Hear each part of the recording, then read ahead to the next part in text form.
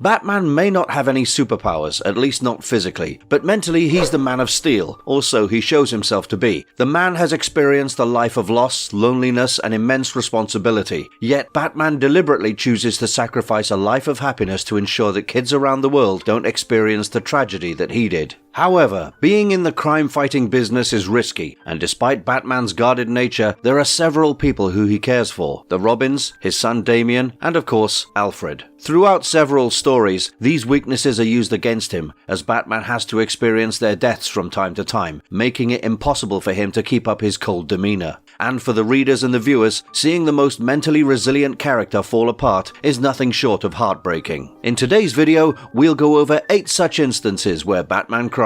But before we go into our explanation, we have a very small request. If you like our content, please support us by subscribing to our channel. This is a small click for you, but for us, it means a lot. Thank you. Now, let's begin. Number 1. Batman cries when Nightwing dies. Injustice animated Gods Among Us. The 2021 animated film Injustice witnesses the death of Dick Grayson's Nightwing. The shocking accident takes place in a continuity different from that of the original DC universe, so the audience is spared the pain of losing out on such a beloved character. Unfortunately, the same can't be said for the man of the hour that is Batman. The film kicks off with a series of ballistic events, such as Superman being deluded by Joker's fear toxin and kryptonite mix.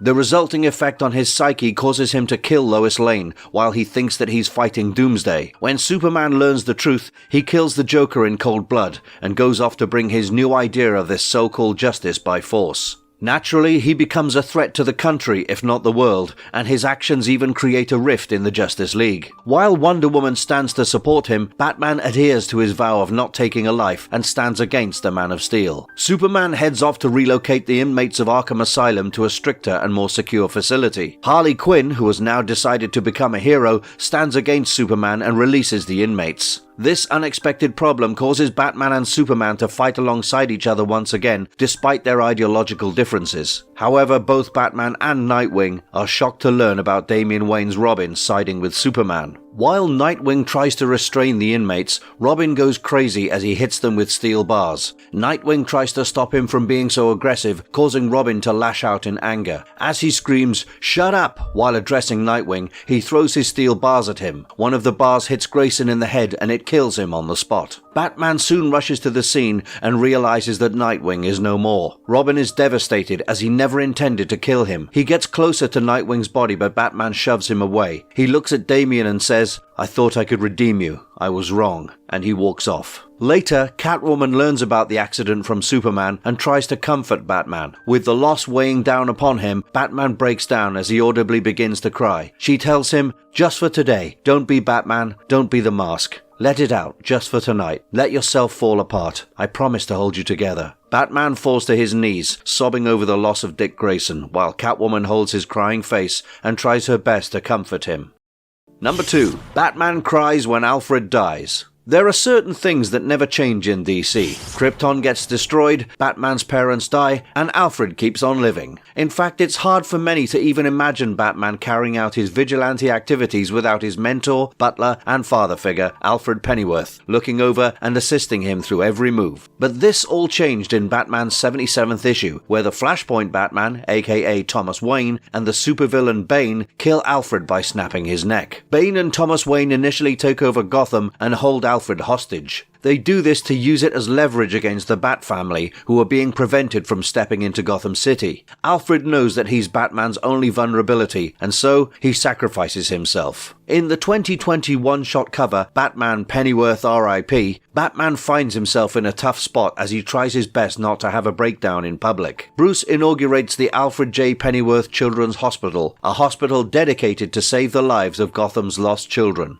The Bat family has finally come together for the opening ceremony, but Batman didn't want this to be the thing that brought them all together. He talks about how they should have come together the moment Gotham City slipped and fell into the hands of Bane. They should have come together before the man they all love fell to the ground. The rest of the Bat family listen to Bruce's grief-stricken speech and think about how he's been spending his life under a shadow of grief. They can also hear how close Bruce is to crying in front of everyone, but the man tries so hard to hold back his tears. However, his voice gives him away and his eyes swell with tears even though he doesn't let them fall. He's shouldered immense responsibility from a young age, but he's always had Alfred to fall back on. But now, without Alfred, Bruce Wayne is truly all by himself.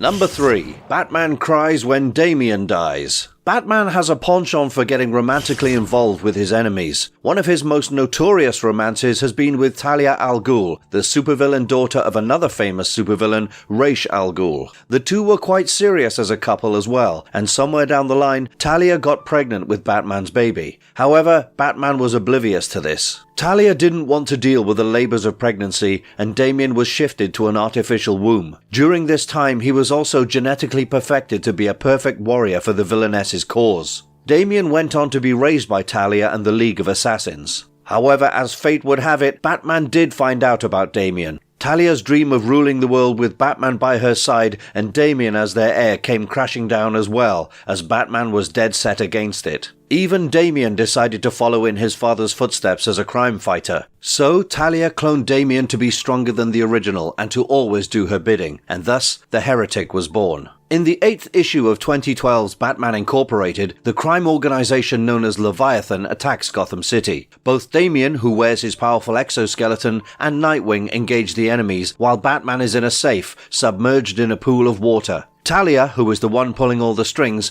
mocks Batman as she talks about their son being a failed creation. Batman manages to free himself, but is soon attacked by Man-Bat, who stalls him once again. At the same time, the lobby of Batman Incorporated has turned into a battlefield as Nightwing and Robin fight the criminals. However, the Heretic soon enters the scene and is determined to fight Robin to the death. He wants to be Talia's one and only chosen son, which is why he proposes the duel. Robin agrees to play along. While the Heretic takes out Nightwing with one move, Robin puts up a stronger and better fight. The two are evenly matched, and Robin looks like he has a chance, but the odds are soon turned against his favor when the members of the Leviathan fire arrows at Robin. This turns the tide of the battle as there is no one to stop the Heretic. However, Robin keeps fighting. The Heretic breaks Robin's back, grabs him by the throat, and slams his head into a wall, to the point that the wall cracks and Damien's head comes out of it. He then stabs Damien in the chest with a sword, killing the young hero. By the time Batman reaches the site of action, Damien is no more. He holds his son's battered, lifeless body, spattered with blood, and is naturally equal parts horrified and devastated. He looks at Damien as the tremendous pain becomes evident on his face. As someone who lost his father at a young age, it becomes harder to witness Batman's pain as he loses his only son. Number 4. Batman cries in Flashpoint after getting his father's letter. The 2013 film The Flashpoint Paradox was a wild ride from the beginning to the end. Barry Allen goes back in time to prevent Nora Allen's death and ends up creating a ripple effect in the time stream that changes every event, but only a little. In this new world of the Flashpoint Paradox, the Amazons and the Atlanteans hate each other and are close to a battle that'll destroy the world. The Flash doesn't exist. Meanwhile, Batman is a ruthless superhero who has no problems with killing or using a gun. The Batman here is not Bruce Wayne, however. It's Dr. Thomas Wayne, a man who lost his son Bruce on that fateful night at Crime Alley. Meanwhile, his wife Martha went crazy with grief and turned into the Joker. Barry seeks out Batman as he realizes that this world is very different from his own. He goes on to learn the truth about this new world and desires to get his connection to the Speed Force back so that he can fix things and prevent himself from changing the past. When Thomas Wayne learns of the existence of a timeline where Bruce never dies, he agrees to help Barry. After a series of crazy events such as Barry burning his body with lightning to get the powers of a speedster, Reverse Flash's presence preventing Barry from breaking the space-time barrier, and the world almost coming to an end, Barry is able to restore the timeline and go back to a world where Bruce Wayne is Batman. However, that doesn't make the world of the Flashpoint Paradox any less real. He talks to Bruce about it and goes over how he has memories of his past from a timeline where he never lived. Finally, he hands Bruce a letter from his father. Bruce immediately recognizes the handwriting and looks at it. We don't get to read the letter, but some words are decipherable. Thomas ends the letter with endearing phrases as he says, "Fight for what we lost. Love always. Your father, Thomas Wayne." Bruce reads the letter and his eyes immediately swell with tears. He never expected such a surprise. He quickly wipes away his tears and turns to the Flash, thanking and acknowledging him for being one hell of a messenger.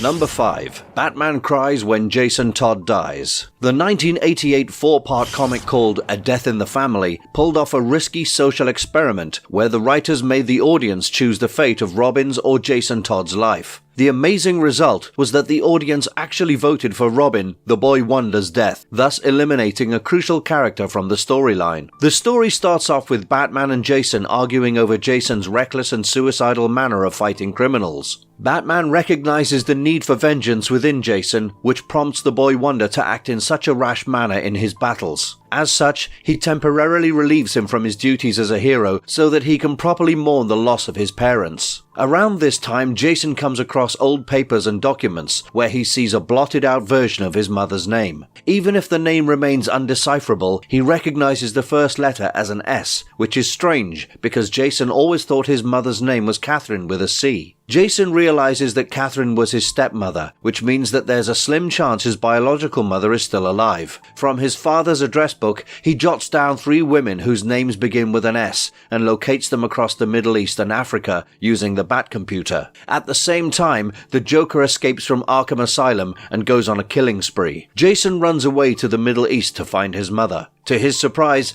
Batman is in Lebanon as he is tracking down Joker, who is trying to sell a nuclear weapon to terrorists. The first 2 women, Charmin Rosen and Lady Shiva, turn out not to be Jason's mother, so Jason and Batman head to Ethiopia to find the aid worker Sheila Haywood. Luck is on Jason's side as she turns out to be his real mother, and the mother-son duo are ecstatic to reunite with each other. However, Sheila is being blackmailed on the side by the Joker into giving him medical supplies. Ultimately, she's forced to hand over Jason in his Robin costume to the Joker. The Clown Prince of Crime uses a crowbar to attack Jason as brutally as possible. Jason's body is already damaged as the frenzied attack leaves him in a pool of blood. There is still hope for his survival, however. That is, until the Joker leaves a time bomb to kill both Robin and Sheila. Neither mother nor son are able to escape the warehouse that they are in, and their lives are soon claimed by the bomb. Batman arrives late as he was trying to save others from Joker's venom, and he witnesses the explosion from afar. Batman rushes into the destroyed warehouse and finds Sheila's dying body. She tries her best to speak to Batman as she talks about Robin being a lot better than she expected him to be. Ultimately, Robin stood in front of his mother to take the brunt of the blast, hoping that it would spare her. However, Sheila fails to survive. The same stands true for Jason. Batman finds his partner's body a few meters away. He doesn't even need to check his pulse to determine whether Jason is alive or not, but he does it anyway. The results aren't any better. Cold to the touch, Jason Todd is gone. Batman holds his body close to his heart as he cries, ever so subtly with Jason's body hiding his face. The tragic incident goes on to become something that will constantly haunt him for the rest of his days.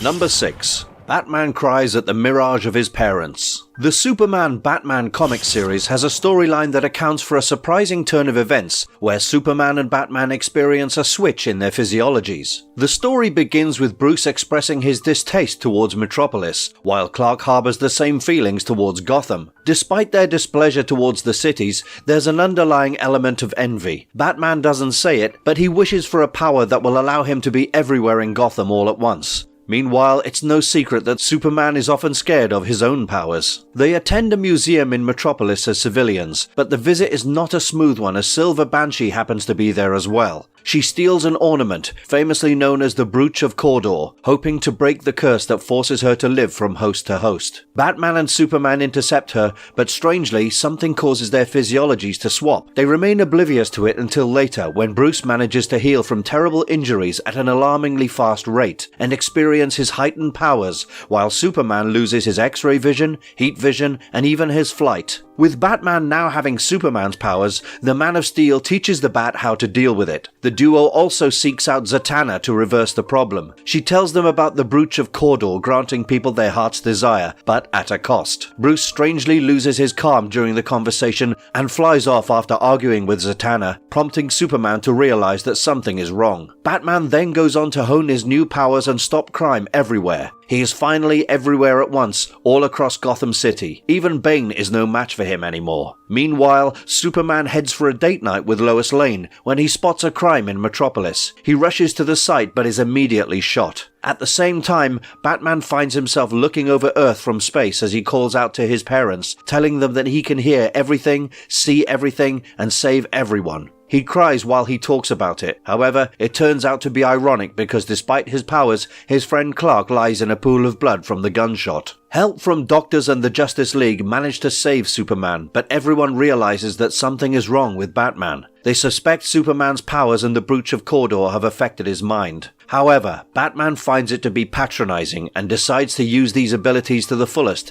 as he heads out to stop crime, not just in Gotham City, but all over the world. Things take a turn for the worse when Batman ends up causing way too many injuries to Nightwing as the latter tries to stop him. Superman and Zatanna head out to find Banshee to reverse the curse and save Batman. They get the Brooch of Cawdor from Banshee, who was in a pocket dimension. Meanwhile, the Justice League find Batman on the moon and head out to restrain him. When Batman manages to overpower them, his mind begins to play tricks on him. He starts hearing his parents' voices out of nowhere. Martha Wayne's voice tells him that he needs help. It tells him that his mind has been affected. Thomas Wayne's voice asks Bruce to let the League help him. At first, Bruce thinks this is some sort of a trick that the League is playing with his mind, exploiting his emotional vulnerability. So Batman uses his super hearing to find out the source of the voice. Surprisingly, it turns out to be Crime Alley. Batman immediately rushes to the place where he is faced with a mirage of his parents. They tell Bruce that he's done a lot of good to the world, and as a result of that, they've been brought back to life. Bruce hugs them as he begins to cry. However, the mirage soon disappears,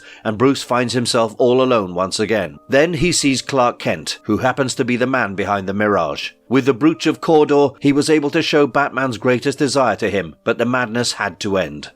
Number 7. Batman cries in Batman Venom while he was addicted to drugs and needed Alfred's help.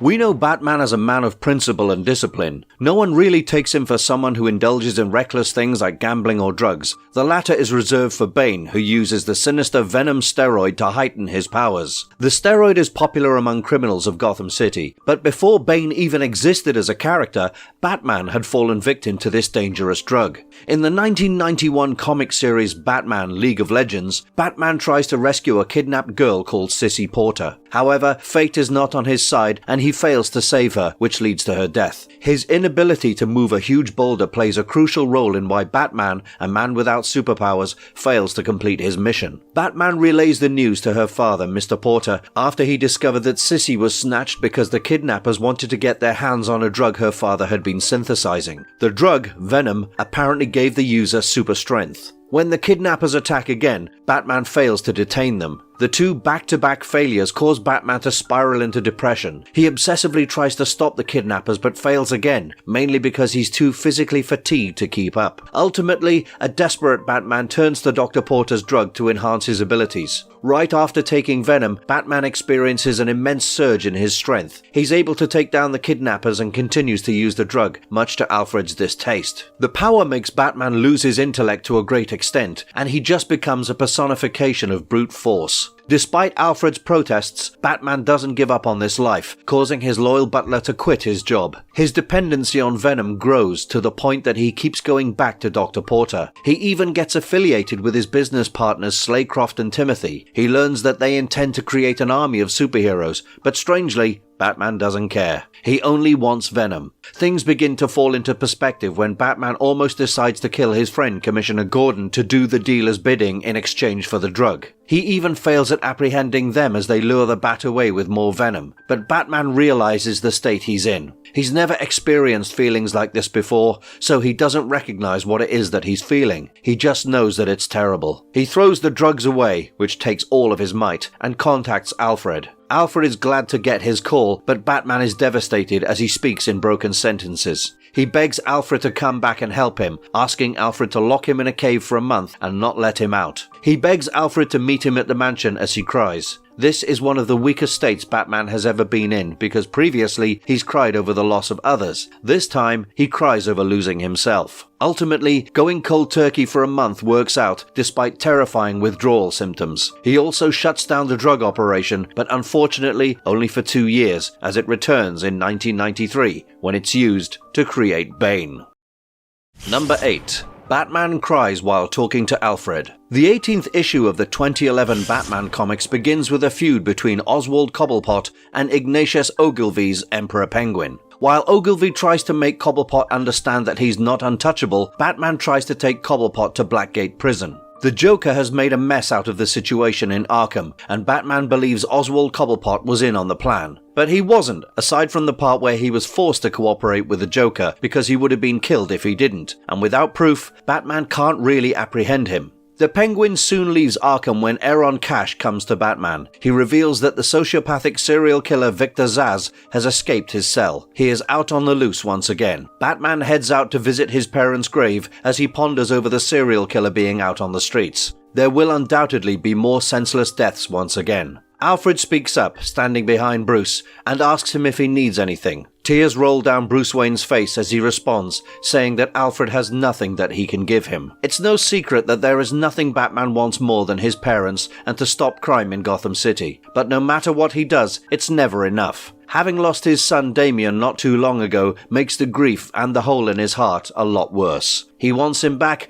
but that's another thing Alfred cannot give him. People who seem to be less emotionally expressive often happen to be more emotional people inside. Somewhere down the line, they learn to conceal that side of themselves, perhaps for self-preservation. Enormous tragedies can also cause people to retreat into their emotional shells. Needless to say, Batman fits into both of these categories. But crying and letting the emotions out once in a while does a man more good than harm, and for that, we're grateful that even someone like Bruce Wayne was able to relieve himself on occasion. And if you liked our content, don't forget to leave a like and subscribe to us if you haven't already. Have a good one. Thanks for watching, and see you next time.